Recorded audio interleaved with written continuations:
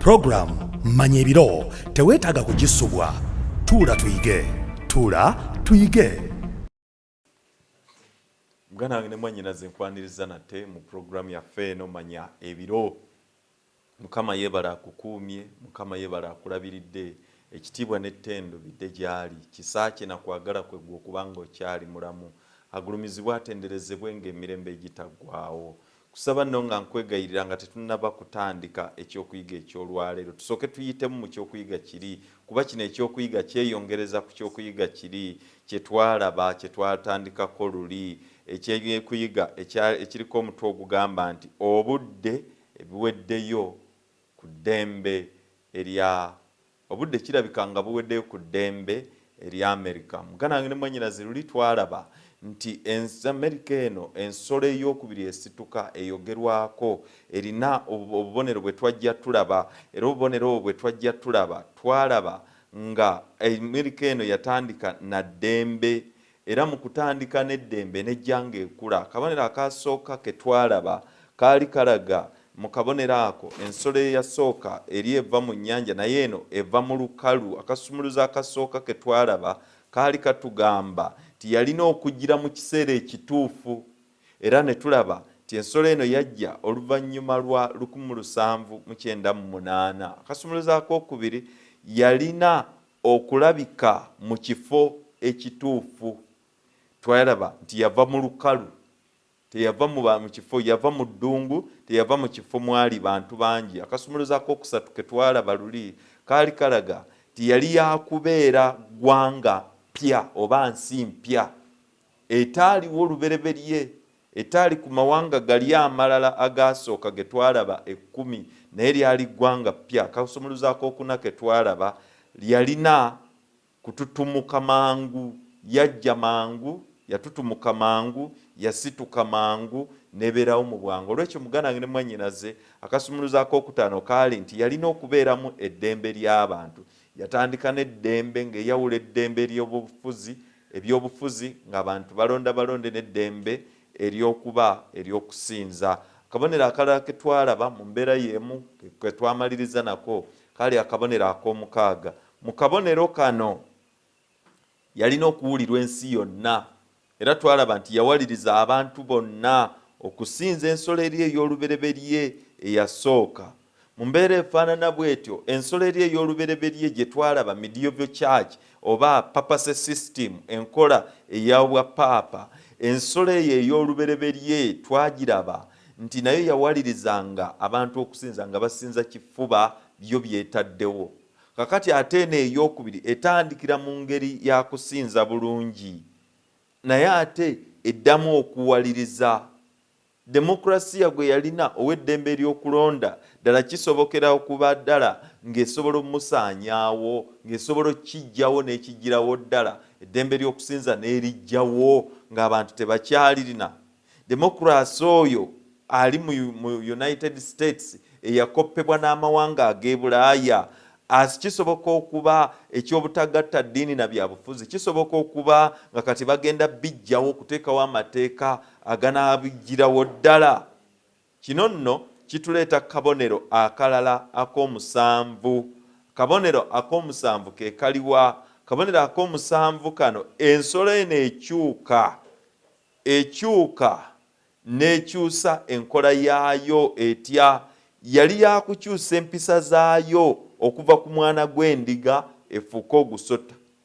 Bayibuli bw'etyo yatugambye bwe twasomye olunyiriri luli olw'12 twalabye. Mu Bayibuli muganda wange ne mwannyinaze, omwana gw'endiga kitegeeza ki? Omwana gw'endiga mu Bayibuli kitegeeza Yesu Kristo. Yokaana bwe yalaba Yesu ng'ayita olunaku olwaddako, Bayibuli bw'etyo bwe tugamba nti Yokaana bw'alaba Yesu ng'ayita olunaku olwaddako, Yokaana omubatiza n'agamba laba omwana gw'endiga ajjawo ebibi by'ensi. Omwana gw'endiga ono si mulala ye Yesu Kristo. Era bw'osoma mu Bayibuli kino ekyogera Bayibuli ng'erifaalinga ku Yesu Kristo emirundi 28 mu ndagaano empya, mu kitabo ekyakubikkulirwa kyokka. Emuyita omwana gw'endiga mu kitabo kyakubikkulirwa emirundi 28. Lwaki emuyita omwana gw'endiga? Kubanga obuliga bwe bwakozesebwanga nga buweebwayo nga saddaaka olw'ebibi by'abantu. Kati olw'okuba Yesu Kristo ono yafa olw'ebibi by'abantu, Yesu Kristo ye mwana gw'endiga ogwa Katonda eyaweebwayo ku musaalaba e Gologoosa olw'okuggyawo ebibi by'abantu. Mu mbeera efaanana bw'etyo y'ensonga lwaki Bayibuli emuyita omwana gw'endiga ajjawo ebibi by'ensi. Ganange ne mwannyinaze nga tuwuliriza obubaka buno, saagala oddire endowooza yeekufuge, saagala oddire ekyolowooza kye baakugamba kye baakuteeka mu kyozza omanyi, naye tuleke Bayibuli etambule naffe eyogere naffe. Mu mbeera efaanana bw'etyo Yesu Kristo ono ayita abantu bonna, ng'ayita abantu bonna olw'okuba yeewaayo, ng'ayita abantu bonna n'okwegayirira okungi, ng'abeegayirira, ng'abateekamu embeera ey'okujja gy'ali abatikkula emigugu, ng'abawa eddembe basalewo okusinza ye, era nga n'okulabulaalabula y'ensonga lwaki atuwandiikira bino byonna. Bw'osoma ekitabo kino ekyakubikkulira mu ssuula esooka agamba nti okubikkulirwa kwa Yesu Kristo, lwe lunyiriri olusooka, okubikkulirwa kwa Yesu Kristo. Ekitabo kino ekyakubikkulirwa kibikkula Yesu Kristo ng'atulaga omulabe Sitaani by'ateeseteese, naye ng'atulaga ne Yesu Kristo enteekateeka gy'alina eri abo ab'okumukkiriza, eri abo ab'okutambulira awamu naye. Olw'ekyo kyava ayita nga yeegayirira n'eddembe abantu basalewo ani gwe baba basinza. Era mu mbeera efaanana bw'etyo okumusinza ono omwana gw'endiga awa eddembe ery'okusinza. Embeera eno y'ensonga lwaki Amerika bw'etandika n'eddembe eryo bw'eyogerwako mu bunnabbi egambibwa nti ng'erina amayembe ag'omwana gw'endiga ng'ag'omwana gw'endiga. Era Bayibuli bw'eba ekyogerako kino ekireeta bw'ekyo ng'ereeteramu eddembe liri omwana gw'endiga gwe liwa. Naye ate era Bayibuli etulaga nti ensolo eno ey'okubiri ejja kukyuka, ejja kukyusa enneeyisa yaayo, eve mu kubeera omwana gw'endiga awa eddembe ate efuuke ekintu ekirala ekinyigiriza, obufuzi obunyigiriza, obufuzi obw'ogusota.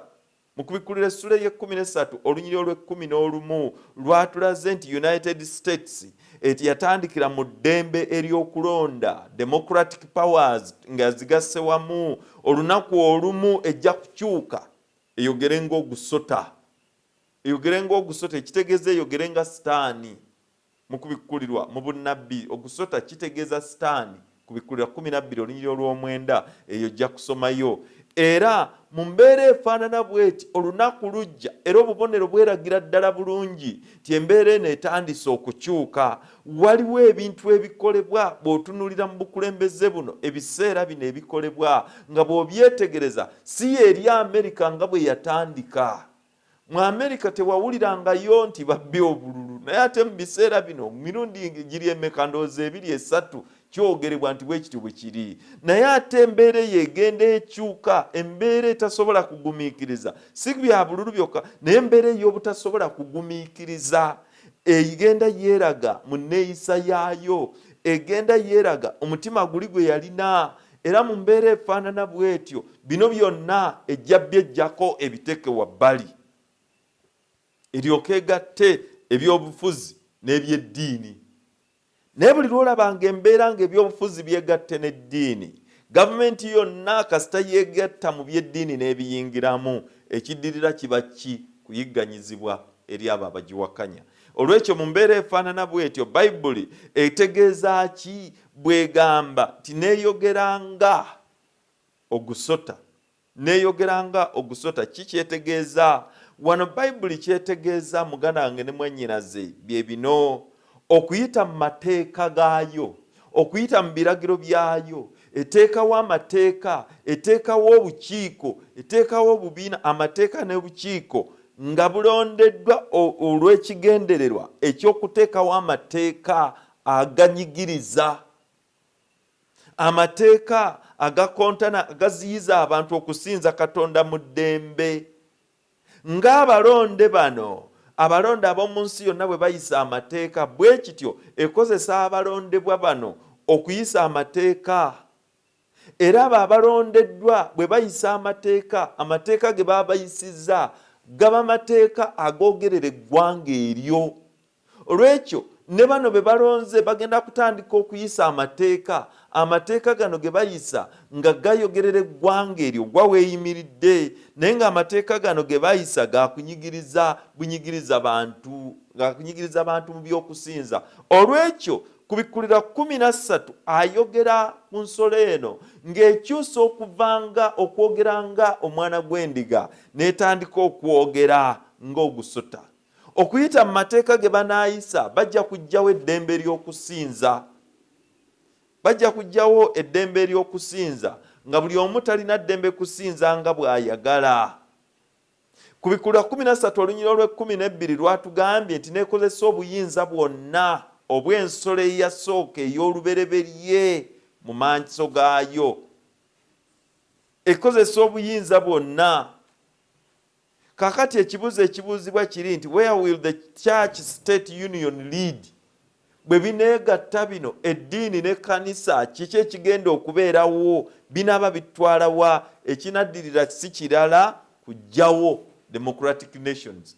Eddembe eryo ery'okwerondera, ery'okusalawo ani asinzibwa, eddembe eryo ekinaddirira kwe kuliggyawo. Wansi waki? Wansi w'ebiragiro, wansi w'amaanyi aga United States. Era eno Bayibuli egamba tejja kuwaliriza bonna okusinza ensolo ey'olubereberye. Ku Bikkulirwa 13 olunyiriri olw'15 alina ebigambo byatugamba byenjagala tusomere awamu. 13 olunyiriri 15 mu kitabo kya Ku Bikkulirwa agamba ebigambo bino muganda wange ne mwannyinaze. Agamba bw'ati agamba neekoze obuyinza bwonna obw'ensolo ey'olubereberye mu maaso gaayo. Neeweebwa okuwa ekifaananyi eky'ensolo okussa omukka. Ekifaananyi eky'ensolo kiryoke kyogere era kisse abatasinza kifaananyi kya nsolo. Muganda wange ne mwannyinaze, mu biseera biri ebyekizikiza, mu biseera biri, ebiseera ebyo bye tuyita dark ages, ebiseera ebyo twalaba nga mu kiseera ekyo okuva 538 okutuukira ddala mu 1798 obuyinza obw'ebyeddiini bwe bwegatta officially bwe bwegatta n'obuyinza obw'ebyobufuzi, ekyaddirira kwali kuyiwa musaayi. Ne wano ekigenda okubeerawo enkola y'emu, ebyobufuzi bigenda kwegatta, church state union bigenda kwegatta. Ebyaliwo mu Bulaaya bigenda kuddamu bibeerewo kati nga bisinziira ddala mu free society, mu nsi eno ebadde ey'eddembe. Era ebyo bwe binaabeerawo Bayibuli ekiragalunye, yakiraga bulungi nnyo ekyo ekigenda okujja mu nsi, ti bwe binaabeerawo ekigenda okuddirira kye kiruwa? Ddembe kuggibwawo, ddembe kuyiganyizibwawo ddala. Era ekyo bwe kinaabeerawo okuyiganyizibwa kulyoke kutandike. Era mu kuyiganyizibwa kuno bwe kunaatandika nga bino bimaze okubeerawo, ke kabonero, it is a sign or symbol of false worship.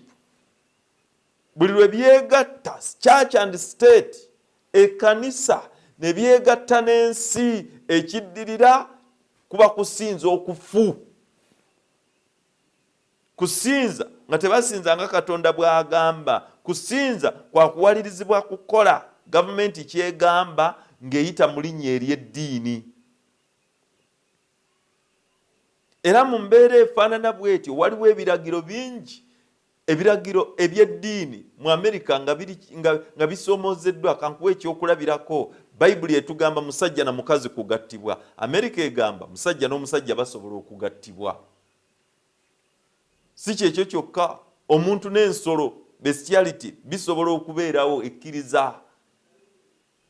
Mu states ezimu incest, omwana abooluganda babaleka ddembe lyabwe, bwe batyo bwe basazeewo. Ejjira mu kifaananyi ekya ddembe lya buntu beesaliddewo, naye ng'erinnyirira kiri kye yatandika nakyo, okusinza okw'amazima. era mu mbeera efaanana bw'etyo bino bigenda bibeerawo nga n'amasinzizo agamu babawaliriza ku kifuba okugatta omusajja n'omusajja n'omukazi n'omukazi. Naye nga gano amateeka gateekebwawo ggwanga, kati amateeka gonna agatandikibwa okuteekebwawo nga galinnyirira ekyo Katonda ky'agamba, kabonero akalaga wa eggwanga eryo gye liba liraga. Kabonero akalaga bwe banagaana okussa mu mateeka ebyo byo bye gataddewo ebikontana n'ebyeddiini, Bayibuli bagenda kutandika basiba, bagenda kutandika bayigganya, bagenda kutandika batulugunya n'okubatta. Olwekyo muganda wange ne mwannyinaze, obubonero obwo bwonna amateeka ago ge bayisa bubonero obutulagira ddala emateeka ag'okulagira nti eddiini eve mu masomero tebaddamu ogisomesa mu masomero, eryo tteeka mu Amerika lyayita. Kati ago gonna amateeka bubonero obutulaga ti United States omulamwa yaguvaako dda, eri mu lugendo lwayo erina gy'eraga, ekinaddirira kyekirwa ejja kuyisa etteeka ery'oku ntikko. Olwekyo muganda wange ne mwannyinaze, njagala kukootingirayo ebigambo Supreme Court Chief Justice William Rehnquist bye yayogera, era ebigambo bino bye yayogera mu bigambo bye banga eriyiseewokko, yagamba ebigambo bino bye njagala okusomera nga bigamba bwe biti. Bigamba nti ekisenge ekyawula eddiini n'ebyobufuzi kirowoozebwako okusinziira mu byafaayo ebibi. Ekirowoozo ekitagasiza mu kusalawo kiteekwa okusuulirwa ddala. Mbwe ekirowoozo ekyokwawula eddiini n'ebyobufuzi tekigasa, kiteekwa okusuulibwa ddala. In other words, eddiini n'ebyobufuzi biddemu bikole bitya? Byegatte. Muganda wange ne mwannyinaze, ako kabonero akalaga ki? Kabonero akalaga nti tutandise okutambula nga tuddayo mu kiri ekyali mu biseera mu byasa ebyasooka. Mu mbeera efaanana bw'etyo kitegeeza ki? Tulina okubeera nga tutunudde, si kubiziyiza naye nga tukimanyi nti ekiseera kiweddeyo, tutandike okwerongoosa, tutandike okwetereeza, tutandike okulongoosa amakubo gaffe, tutandike n'okunoonya Katonda. Muganda wange ne mwannyinaze, ekiseera kiggwaawo, kiseera kirabika kiggwaawo ku ddembe erya United States of America, kiggwaawo. Naye ekiseera nga tekinnaggweerawo ddala, kino kye kiseera okunoonya Katonda ng'obudde bukyayinzika okubeerawo. Kye kiseera okunoonya Katonda. Bwetyo kituyambe. Oktoba nga 29,1991 omusajja ayitibwa St. Louis Dispatch, Oktoba yafuluma nga 29 Oktoba 1991 yayogera ebigambo bino. Mu katabo ako mwafulumiramu ebigambo bino ti ng'ekyasa ekyokubiri kisemberedde okufundikirwa n'eddembe lyakyo, kkooti ey'oku ntikko eteekeddwa okuddamu nate okunnyonnyola kiki eddembe ly'eddiini kye litegeeza mu kyasa ekyokusatu. Mu butuufu enkola ya kkooti empya eyamba amadiini agamu ate n'ekosa agamu. Bino byagamba bye biruwa? Atugamba nti bisaanidde okuddamu okutunuulibwa, bisaanidde okuddamu okwetegerezebwa, bisaanidde okuddamu bitunulibwemu ebyo bye twateekawo. Bino birabika amadiini agamu kyategeeza kyekiruwa? Nti amadiini agakkiriza okusinza n'ebisiyaga n'ebiringa ebyo ate go ganyigiriziddwa.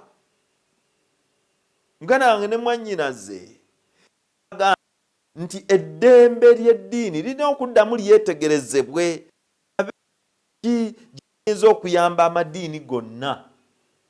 Bw'agamba amadiini, muganda wange ne mwannyinaze, ategeeza abasamira abateekamu, abakkiriza mu Katonda abateekamu, zino eddiini eziva eri mu Katonda ez'okusinza ebibumbe biti bitwala ebyo byonna abiteekamu, obusamize byonna tugende zonna ddiini zinyigiriza endala kikyayogerako awo obukristaayo. Kuba mu bukristaayo bugamba teri kusinza bifaananyi. Mbu olw'okuba eddiini ezo zinyigiriza endala, mbu walina okuteekebwawo etteeka eribagatta bonna nga teryanyigiriza munne. Muganda wange ne mwannyinaze saagala bwerabire. Okutandika kwa Amerika yatandikira ku musingi ogukuuma eddembe ly'okusinza. Nga oli asinza nga tanyigiriziddwa. Constitution bye twalabye bye batandika nabyo kwe kukuuma eddembe ery'abantu bonna. Batambulire mu ddembe eryo ery'okusinza nga tewali anyigirizibwa, nga buli omu asinza okusinziira ku bwongo bwe kye buba bumusaliddewo. Naye kati yegamba nti kati kooti erina okusalawo mbeera ki mwe balina okusinziza esobole okukuuma bali abangi. Kino nno kituleeta okukola ki? Kituleeta okuba nti eddiini efunzibwa. Kituleetera okuba nti ebiragiro ebimu ebiri mu ddiini ezimu, amateeka agali mu bukristaayo gakyusibwa gasobole okukkiriza ng'era bwe kyali mu biseera biri ebyekizikiza.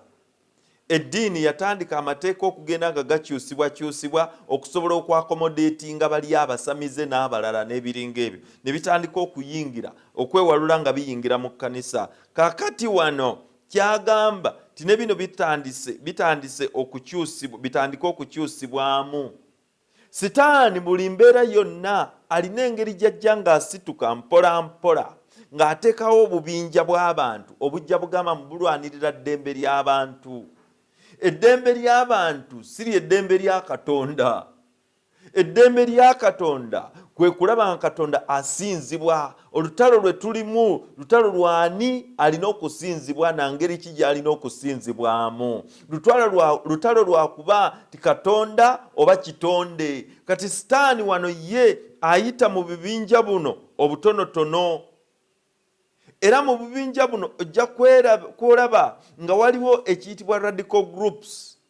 Mu linnya ery'eddiini radical groups zino nga zijja n'obubondo obw'okutta, terrorism, nga battira mu linnya lya ddiini. Lwaki ebikolwa bino bigenda bisituka nnyo? Enkola ezifaanana bwe ziti za kusikiriza bibiina bino, parliament zino, kuyisa mateeka gafuga ddiini. Bigenderere bikolebwa mu bugenderevu. Mu mbeera efaanana bw'eti bateekewo embeera eteekeramu abantu okubanga balaba nti eddiini bw'eyingira mu bino etandise kutta, kati tuteekewo mateeka bagende okugaleeta ng'abo bonna abagerendera ku mateeka gali ag'eddiini babalaba ng'abatujju. Mu mbeera efaanana bw'etyo kankinnyonnyole mu bulambulukufu bwakyo. Let me make it plain. No sympathy to those who in the name of religion use terrorism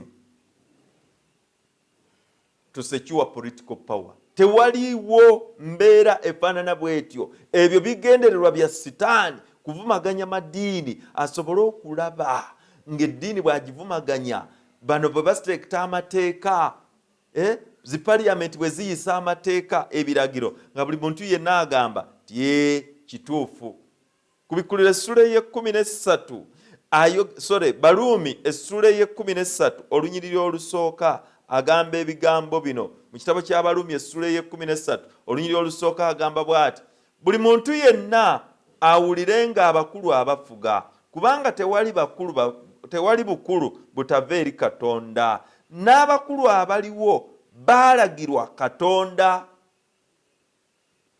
Bayibuli egambye nti n'abakulu abaliwo baalagirwa Katonda. Katonda y'abalagira. Bw'aba y'abalagira kitegeeza ki? Kino kitegeeza ti mu mbeera efaanana bw'etyo, mu mbeera ng'ekiragiro kya Katonda kirabika ng'ekirinnyirirwa, Katonda ekiragiro kye kirina okuvaayo nga kiyimiridde, si kiragiro ky'abantu.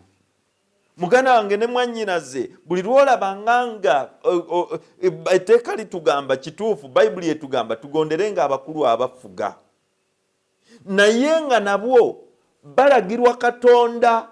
Kasita basigala nga batambulira mu bya Katonda, abo tubagondere.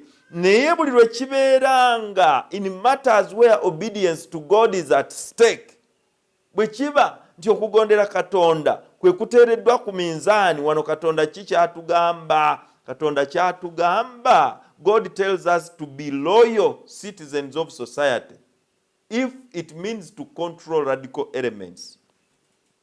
Muganda wange ne mwannyinaze, Katonda atuyita kakati wano. Abantu bano b'amateeka ge bateeka si ga kutwala kitiibwa kya Katonda waggulu, si lwakuba nti balagirwa Katonda, naye amateeka bwe gajja nga ga kunyigiriza, ga kumalawo ddembe lya kusinza, eryo etteeka liba ffu. Ku Bikulu 13 n'olw'14 kyava atugamba atya, si kugamba muganda wange ne mwannyinaze gwe Omukristaayo ojemere gavumenti, nedda, ekyo si kye nkugamba, naye kye ngamba kye kino ti n'abakulu abali mu gavumenti balina okugondera Katonda ky'agamba, tebalina kukola byabwe ku bwabwe.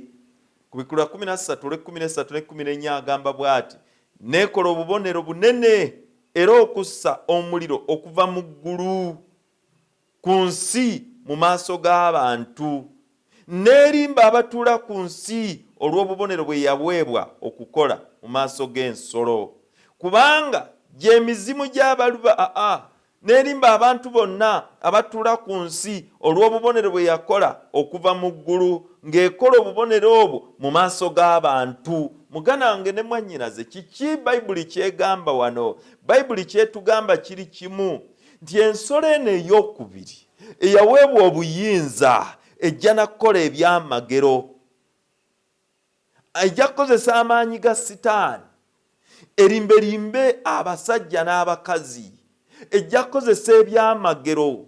Tambula muganda wange mu makanisa mangi olwaleero olabe ekikutta omuliro. Teekako rediyo, teekako TV, jangu olabe omusajja wa Katonda ng'akola ebyamagero. Si jangu osinkane Yesu Kristo, naye jangu olabe omusajja wa Katonda ng'akola ebyamagero. Amadiini mangi, n'amadiini gali agayitibwa nansangwa kati gaabivaako ebyokusinza Katonda, ebyokubulira Yesu, bayita bantu kwefunira byamagero. Jangu weefunira ekyamagero kyo. Emizimu ne bagigoba ku makya, ne bagigoba mu lankyawa, ne bagigoba mu overnight, ne bagigoba ne ku Sande, ate era gyegimu ne gikomawo era mu kanisa y'emu ku bantu be bamu, nga kiringa nti Katonda yaggwamu amaanyi. Ekyewuunyisa kye kino, oli anaabira mu kinaabiro ng'alina ne sabbuuni, kirimu ne tayiruzi, n'ava mu bathtub nga taseeredde kugwa, n'atambula bulungi nga n'enkuba yatonnye, ajjidde ku booda bajaaji oba ajjidde mu ki, n'atambula n'ayita mu bisooto nga taseeredde kugwa. Bw'atuuka wano ne bakuba ettendo, ne batandika okukuba ettendo. Bwe bakuba ettendo, musajja wa Katonda olugira ati, bonna ne bagwa erimbwa egyo mizimu. Ku babiri ani alina omuzimu? Ono azze nga tebannagwa oba bali abazze nga tebagwa bigo? Kibuuzo nkikulekedde, genda okirowoozeeko. Naye ekyokuddamu kiri nti kyandiba nti ono eyeeyita omusajja wa Katonda yajja n'emizimu. Muganda wange ne mwannyinaze, ki kye njagala okukugirayo? Bayibuli egamba nti ensolo eno ey'okubiri ejja kukozesa obuyinza bwonna, ejja kukola ebyamagero, tewali gye bisibuka. Obudiinidiini buno bwonna obujja n'ebyamagero businziira wa? United States of America. Gye businziira ne bugenda nga busaasaana, ne bugenda nga bubuna buli wamu, bugatta obusamize ne buyingiza mu bya Katonda. Sitaani bwe yalaba ng'abantu bakyuse babanguse eddiini kakati ekulembedde Obukristaayo, n'agamba kankyegattemu. Era bw'atyo bw'ajja akola. Ne ku Mukama waffe Yesu Kristo bwe yakola, yaleetanga ebyawandiikibwa ng'abiraga okumuwagiramu ekyo ky'ayogera. Kumba amukema. Ne ku mulundi guno bw'atyo bw'akoze. Ettemu erisusse, bino bijambiya, bino biki, eyo yonna nkola ya mubi Sitaani. Muganda wange ne mwannyinaze, weetegereze buli ekivaayo, ekivaamu kiki? Bamubbye, ate yabbye omukazi, ate omusumba bamukutaakuta omukazi, ate Manya bamusanze n'obugoye obw'omunda mu mmotoka ye, ate si bupya. Simanyi gy'aba abuwakankudde. Bassebo ne bannyabo, bino byonna biraga ki? Biriwo okuvumaganya ddiini, biriwo okuvumaganya bukristaayo, biriwo okujja abantu ku mulamwa, biriwo okulaga nti eddiini mbi, olwo gavumenti zitandika okussaawo amateeka agazikugira. Neekoza ebyamagero ku Bikula 16 olunyiriri olw'14 kyava atugamba atya muganange ne mwannyinaze. Ayogera ebigambo bino ku Bikula 16 olunyiriri lwa 14 agamba bw'ati: neekola obubonero obunene. 14 agamba ti kubanga gy'emizimu gy'abalubaale egikola obubonero egigenda eri bakabaka b'ensi zonna okubakuŋŋaanya eri olutalo olw'oku lunaku olukulu olwa Katonda omuyinza w'ebintu byonna. Agambye ti gy'emizimu gy'ensi gye gikuba abantu ebigo mu makanisa ago. Mizimu gya Setaani gigenda nga gikuŋŋaanya bonna, giteekateeka abakulembeze. Kyekiri kye nagambye. Agambye kubanga gy'emizimu gy'abalubaale egikola obubonero, gye gigenda gikola obubonero nga gigenda eri bakabaka b'ensi zonna. Kati basinziira eri United States of America. Bwe basinziira mu United States of America ne balyoka bagenda mu bakabaka b'ensi zonna, mu mawanga gonna, naye ng'eyo yonna naye bagenda bakuba abantu ebigo, bagenda babbako abantu amataka gaabwe, bababbako ebintu byabwe mbusiga bwe bababba, bwe babanyaga mu byamagero. Era ekivaamu kyekirwa bakabaka b'ensi bano. Agambye ti okubakuŋŋaanya eri olutalo olw'oku lunaku olukulu olwa Katonda, bonna banyiige batandike okuteeka ebiragiro ku madiini gano, batandike okuteeka ebiragiro ku nzikiriza zino. Muganda wange ne mwannyinaze, bino bwe bigenda mu maaso okubeerawo, Mukama waffe yatugamba atya? Bwe bitanulanga okubeerawo, amaaso gammwe mugatunuzenga waggulu, kubanga okununulibwa kwammwe kujja kuba kuli kumpi. Kitegeeza ki okugatunuliza waggulu? Gazze mu kigambo kya Katonda. Lema kugamba omusumba wange yaŋŋamba, tandika kugamba Katonda bw'ati bw'ayogera. Manya ebiro, muganda wange ne mwannyinaze, bye tulimu. Manya ebiseera bye tulimu mu bunnabbi, tibye biseera ebikomekkerezaayo. Manya ebiro bye tutambuliramu. Y'ensonga lwaki eno puroguramu eyitibwa Manya Ebiro. Tunula mu byawandiikibwa mu biseera bye tulimu eby'obunnabbi, omanye ebiki ebigenda mu maaso, omanye ebiki ebijja. Olwo nno kikuyambe naawe okweteekateeka. Setaani kino agenda kikola atya? Agenda kukola atya okugatta eddiini n'obufuzi obw'ensi, okuyita mu kukola ebyamagero bino ebigenda bikolebwa, ng'agenda ayonoona empisa z'abantu, ng'agenda ajjawo obuvunaanyizibwa obw'abantu, empisa ennungi ze bandibadde nabo. Setaani ng'ayita mu kwonoona ekigambo kya Katonda, abantu batandike okukiraba nti tekirinaamu mugaso, tekirinaamu makulu. Mu bana abayitibwa abasumba ate nga be bakivumaganya, ne weewuunya kisumba kya ngeri ki ate kidda ku ndiga zaakyo ne kizirya. Muganda wange ne mwannyinaze, agasumbasumba gano agagenda geeyita agasumba so nga ate si gasumba, Mukama Katonda kye yava agogerako ng'agamba nti ndi munyiivu eri agasumba. Muganda wange ne mwannyinaze, bwe bagenda boonoona bino okuyita mu byamagero, bavumaganyisa ekigambo kya Katonda, kino kitegeeza ki? This brings churches together as miracles getting attention. Ekidirira kyekirwa, ne batandika okuvumaganya, ne basisinkana nga bakoze bye bakola. Katonda bwe bamuvumaganya eno, abantu ne bamukyawa. Gavumenti bwevaayo n'agateeka gamba nti kakati eddiini zirina kukola bweziti ne bweziti, olwo abantu nabo bagawagire. Ku Bikula 19 olunyiriri olwa 20 kyava atugamba atya? Ayogera ebigambo bino 19:20.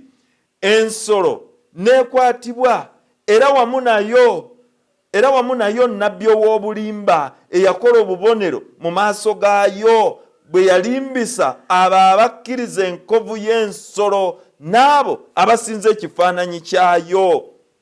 Bombi ne basuulibwa nga balamu mu nnyanja ey'omuliro eyaka n'ekibiriiti. Muganda wange ne mwannyinaze, Bayibuli etugamba ti newankubadde bino byonna ensolo eneebikola, newankubadde bino byonna binaabaawo, naye Bayibuli egambye nti ensolo eyo ensolo esooka n'eyokubiri n'ogusota bijja kusuulibwa mu nnyanja ey'omuliro. Bigenda kusuulibwa mu nnyanja ya muliro eyalimbalimba abantu. Olunyiriri luno lutegeeza ki? Lutegeeza eri abo abanaafuna akabonero k'ensolo. Njagala okusuubiza muganda wange, akabonero k'ensolo luli temwakategeera, ngenda kaddamu kakunnyonnyole bulungi ki kye kategeeza. Akabonero k'ensolo kano abanaakafuna kategeeza ki? Nsibuko ki? Musingi ki? Kiki ddala? Kinyusi ki ekiri mu bulimba buno? Mulimu ebyamagero ebitandikibwawo Sitaani mu linnya lya Yesu Kristo. Era ebyamagero bino y'ensitambula, y'ensibuko ey'obulimba bwonna. It is the means of deception. Obulimba bwonna muno mwe buva. Kati ekyenkomerero kigenda kubeera kitya?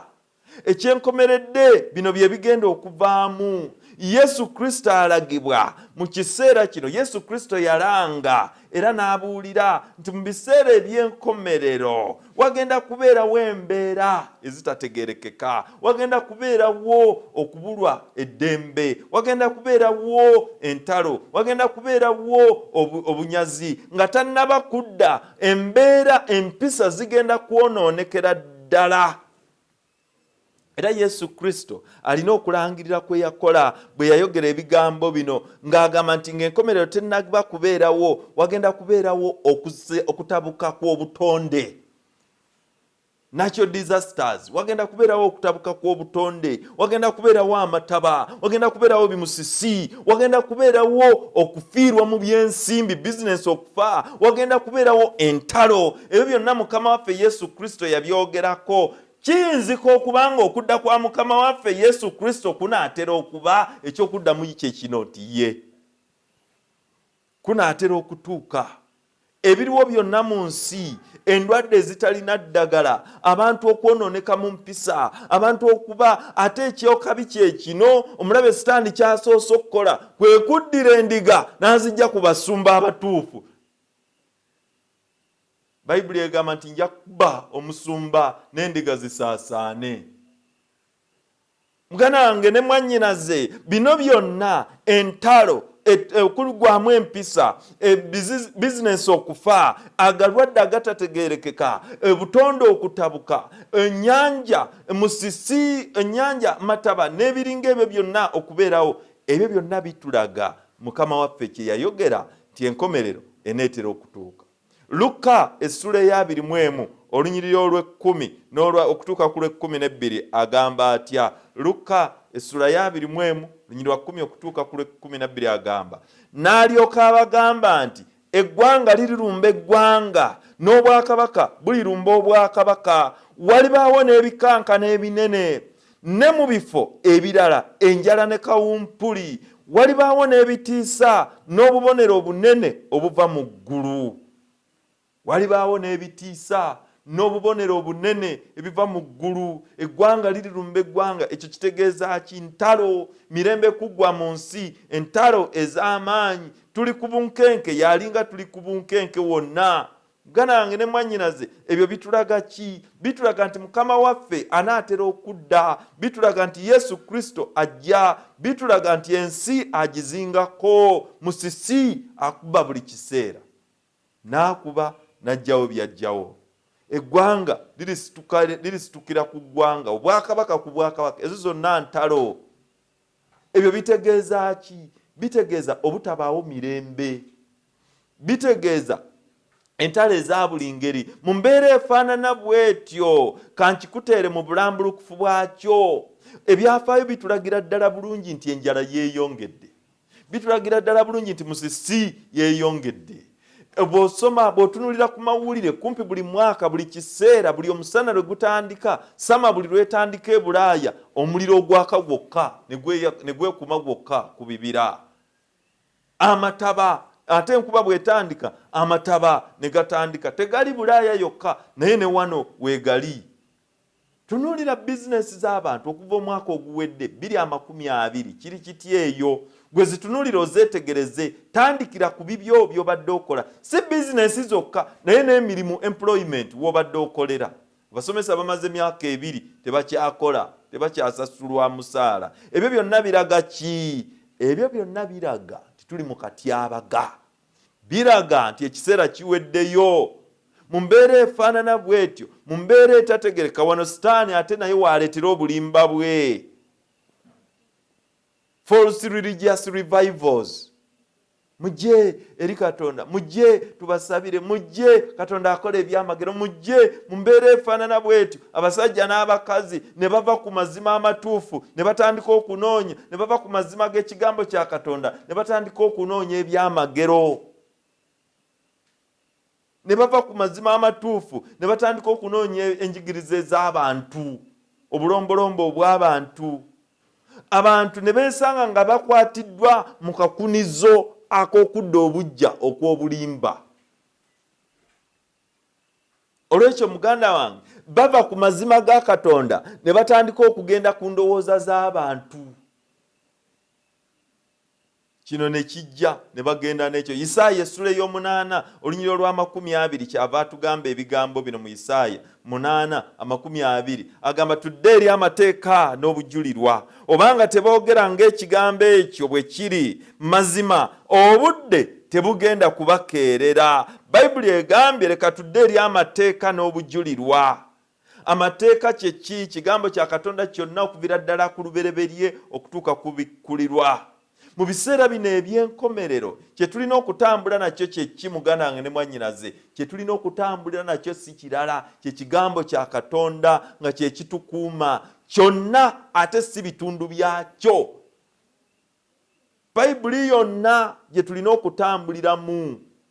Mu mbeera eno nga buli kintu kitabuse, nga embeera ebyobufuzi tebitegerekeka, ebya bizinesi, ebyemirimu tebitegereka, ng'obutonde nabwo bunyiize, ng'ate abantu ebyamagero bye bibatwala. Ate bw'anona ekyamagero n'akuyita musumba, essimu kiro 9 musumba, nyamba nsabirako, omusota guguno guli mu buliri, ate omusota buli lwe neebaka ndaba omusajja ajja, n'omubuuza nti owaye byali bitya? Anti bwe nali ŋŋenda ne ŋŋenda ne nfunayo ne banguza amazzi, nti wawe ebitundu bye 10 ti ebyanti nawe nagula amazzi bwe nagayiwa mu nnyumba ne bitandika, kati musumba nsabirako emizimu gyenzita. Kakati ekyali kikutwalayo kyali ki?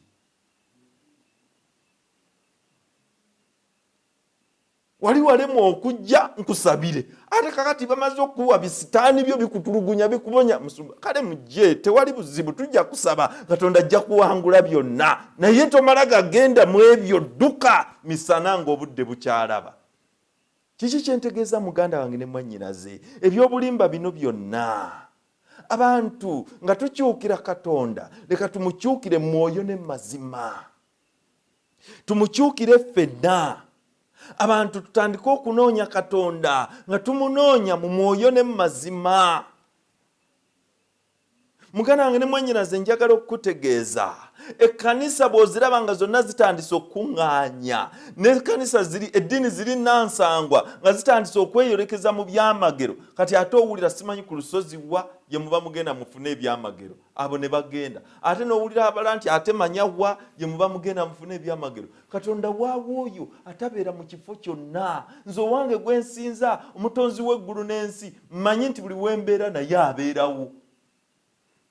Olwekyo muganda wange ne mwannyinaze, buli lwolabanga bino amakanisa nga gatandise okwegatta mu kintu kye kimu, byamagero, manya nti ekiseera kituuse. Ekigenda okuddirira kye kiruwa? Bagenda kuyita eggwanga liveeyo liyise ebiragiro ebitaasa. Ekinaavaamu kye kiruwa? Kanisa na ggwanga kwegatta, ddiini na mawanga kwegatta.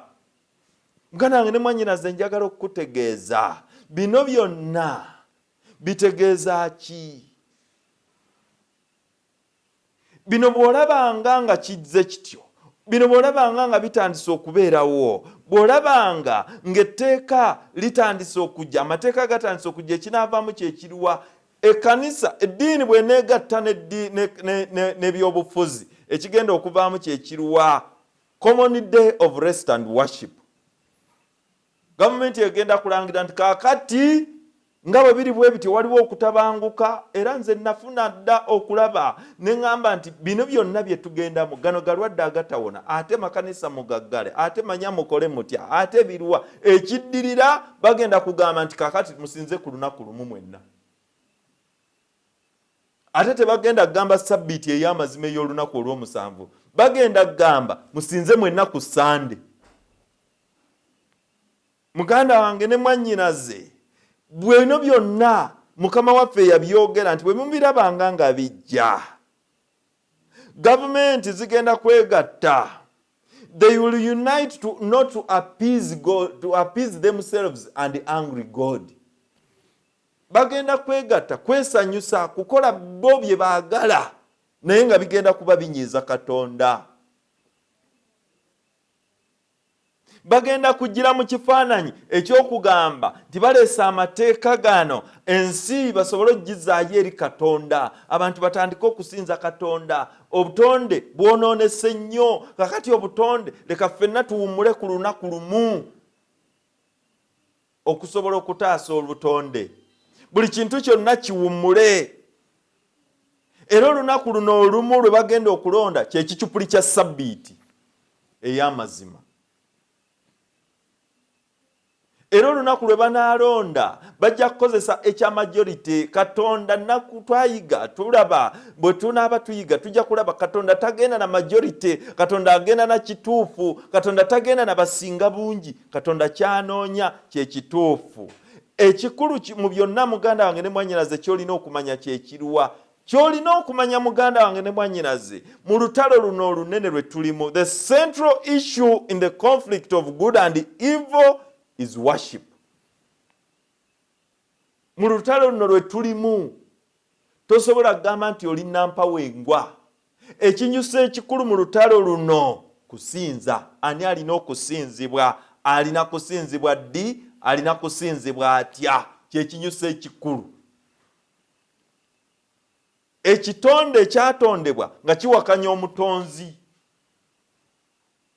Ekitonde ekyatondebwa nga kyagala kisinzibwe. Mu katabo bakayita Liberty Magazine omuwandiisi omu mu Nabyaddiini yakwotingibwa ng'ayogedde ebigambo bino. Liberty Magazine agamba bw'ati mu katabo ako ti singa abakristaayo beegatta tuyinza okukola kyonna, tuyinza okuyisa oba okulongoosa mu tteeka lyonna. Era ekyo kitwagalira ddala okukola. Liberty Magazine yafuluma May June 1908. Bino tebitandise leero ebyokwagala okwegatta. Naye agamba mbu bayinza okutuusa etteeka lyonna, oba lya Bayibuli oba lyansi oba lifaanana litya, etteeka lyonna mbu bayinza oddikyusa. Olwekyo muganda wange ne mwannyinaze bino bitulaga ki? Bino bitulaga titusaanye okutunula okwongera okwetegereza. Tusaanye okwongera okukyusa. Era omugendo guno movement eno mu United States ey'okugatta amadiini gonna, ey'okulaba nga gonna amadiini gajja wamu, ey'okufuba okulaba nga basikiriza gavumenti bino biteekebwe mu nkola, ey'okufuba okulaba nga gavumenti ziteekawo amateeka ag'okuwaliriza abantu ku by'okusinza. Eddiini omugendo ogwo gugenda mu maaso kati era nga guteekebwamu ensimbi mpitirivu nga tewali mulala aziteekamu wabula United States of America. Muganda wange ne mwannyinaze bino bitulaga ki? Omuwandiisi omu ayitibwa Pat Robertson mu kitabo kye The New World Order, mu kitabo kino agamba ebigambo bino ng'ayogera ku Kuuma Sunday. Agamba bw'ati Pat Robertson agamba ebigambo bino. Wuliriza, agamba The New World Order page 236 agamba bw'ati obuvunaanyizibwa obuddirira buli eri buli mutuuze mu nteekateeka ya Mukama. Jjukira okutukuza olunaku olwa Sabbiiti, tteeka eryaweebwa okugasa buli omu abeere ku nsi. Obugunjufu bweyongera singa abantu bafuna okuwummula ne bafuna okutegeezebwa okuva eri Katonda. Amateeka agaawa olunaku olw'okuwummula mu Amerika gaggiddwawo. Kino kityoboola enjawulo wakati w'eddiini n'ebyobufuzi era kivumo eri Katonda n'enteekateeka ye. Bino byonna bitegeeza ki muganda wange ne mwannyinaze? Agenda maaso n'agamba nti okuggyako enteekateeka eziragibwa nga si za ddiini ze zissibwamu ekitiibwa. Muganda wange ne mwannyinaze ki kyatugamba wano? Ebigambo byatugamba wano bye bino muganda wange ne mwannyinaze omuwandiisi ono. Omuwandiisi ono atulaga ti enteekateeka zikolebwa, enteekateeka zigenda mu maaso, era enteekateeka ez'okumenyerawo ddala sabbiiti ya Katonda weeziri. Enteekateeka ezo embeera gye bateekawo beekwasa liri etteeka erya sabbiiti nga gye bayita sabbiiti bagiyita Sande, nga bagamba tunyweze etteeka liri erya Katonda ery'okukuuma sabbiiti. Sabbiiti mu bwongo bwa Katonda nga bagisiimulamu sabbiiti entukuvu nga baleeta Sunday laws. Era muganda wange ne mwannyinaze kino kigenda kubeerawo, kigenda kutuukirira, bagenda kuyisa etteeka lya kusinza ku Sande. Mu nteekateeka zonna ze bakola, amateeka ge bateekawo, teeka kye balwanirira kiri kimu, is the Sunday law. That is the new world order. The Sunday law.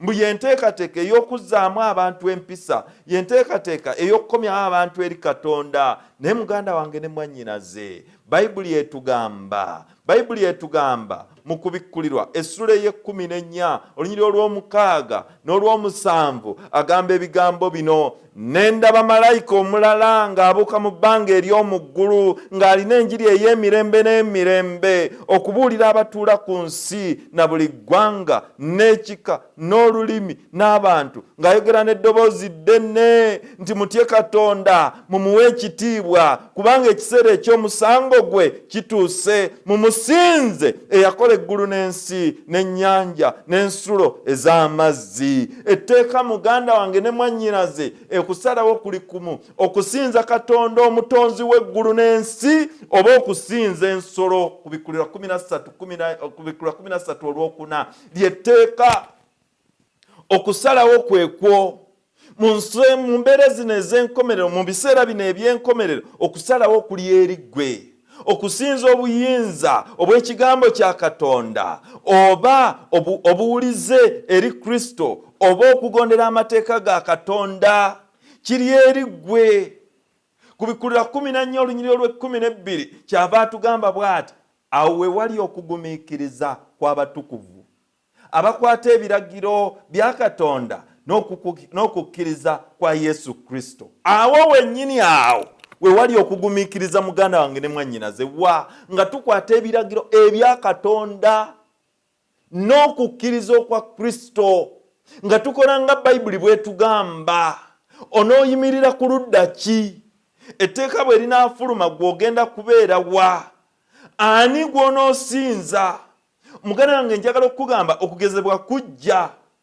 Okugezebwa kujjira ddala, era kujja eri abantu ba Katonda nga bwe kyali mu biseera ebya Danyeri, nga bwe kyali kabaka bwe yayimiriza ekibumbe eky'ebbumba mu ddungu ery'edduula, n'asalawo n'agamba nti buli muntu yenna akivunnamire. Ne mu kiseera kino kijja ekifaananyi eky'okusinza ekitali kya bya Katonda, okusinza Katonda oba okusinza eby'abantu. Onoolondawo oludda ki kw'onoobeera? Onooyimirirawo onoosinza Katonda oba onoosinza biragiro by'abantu? Onookuuma sabbiiti entukuvu ey'olunaku olw'omusanvu Saturday, oba onookuuma sabbiiti ey'ekicupuli eya Sande eyateekebwawo abantu? Onooyimirira wa? Omukulembeze ow'amaanyi yagezaako okuwaliriza abantu ba Katonda okusinza mu biseera bya Nabukadneza.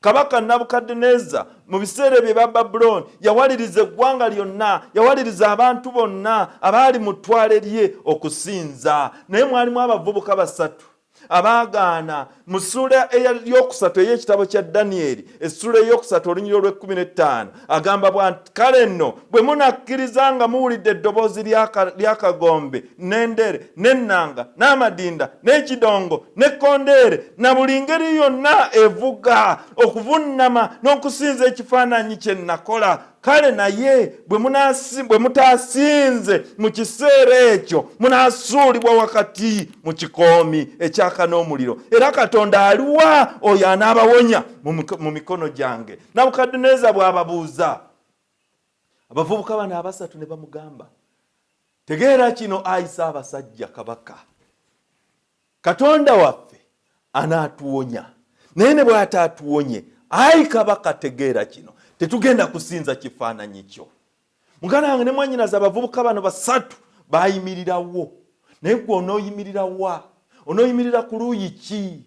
Yesu Kristo ali awo ng'atuyita, ayagala ng'abavubuka bano bwe baayimirira. Yesu Kristo najja nga babasibye omuliro, bagukumyemu ekyoto bakikumyemu emirundi 7, ne babakwata ne babakasuka. Bayibuli egamba nti ennimi z'omuliro ne zibuuka ne zikwata ababakasuse ne bafiirawo. Naye Bayibuli egamba kabaka agenda okulaba nga mu kikoomi mulimu abantu 4 mu kifo ky'abasatu be yasuddemu, ate nga bali batambula bulungi nnyo. Mu kikoomi kino Yesu Kristo yajja n'ayozaayoza abantu bano, n'abakuumira mu muliro ogwali gwakanga guteta ne gutabasaanyaawo. Onooyimirira wa gwe? Naawe Yesu Kristo ajja kukukuuma. Nze nina okukkiriza ti ajja kunkuuma, naawe ajja kukukuuma. Salawo ku lwa Yesu Kristo. Nga bwe yajja n'akuuma bali, naawe ajja kujja kukuume. Salawo okuume Sabbiiti ey'amazima ey'olunaku olw'omusanvu. Sabbiiti etulaga obukulu obw'obutonzi bwe n'obuyinza bwe, ate era Sabbiiti etujjukiza ti ye yatununula. Sabbiiti eyo ey'olunaku olw'omusanvu, ŋŋamba Saturday the Sabbath, entukuvu etali ya kicupuli. Era togamba nti naagikuuma ng'ekubonyaabonya kutandise. Tojja kusobola gikuuma nga tovudde eno ng'ogikuuma. Saba Mukama atuwe omukisa. Saba Mukama atambule naffe. Saba Mukama atuwanguzise. Saba Mukama atuyise mu byonna ebyo ku bwa Yesu Kristo Mukama waffe. Katonda akuwa amaanyi ng'osalawo. Mukama akuyimusiza amaaso ge, akulage ekisa kye. Mukama akuyimusiza obwenyi bwe, akusitulira amaaso ge, akuwe emirembe era akuwe obuwanguzi ku bwa Yesu Kristo Mukama waffe. Amiina.